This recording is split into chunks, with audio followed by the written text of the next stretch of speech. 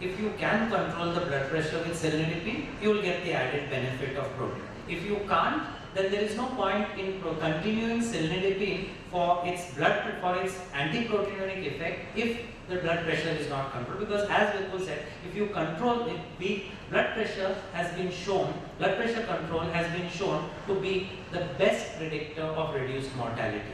If you do control the blood pressure, the control of the intraglomerular hypertension will take care of proteinuria to some extent, and it will prevent deaths. Now, the thing of it coming from Japan and China, the Japanese eat very little salt. So blood pressure control in Japan is traditionally easier than in many other parts of the world because of the low salt diet that they take. So that may be one of the reasons why these drugs do well in studies done there. So what happened to this patient?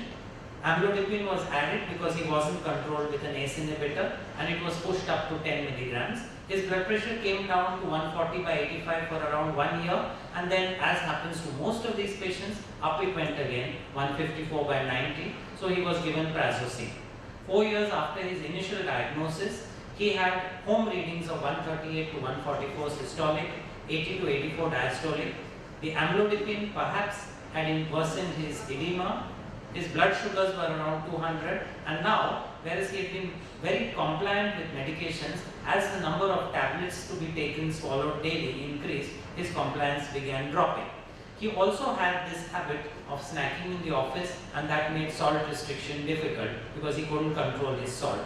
So his prazosin went up, and then at this stage he was advised to restrict his protein to 40 grams daily, and he was prescribed the keto analogs. Yeah?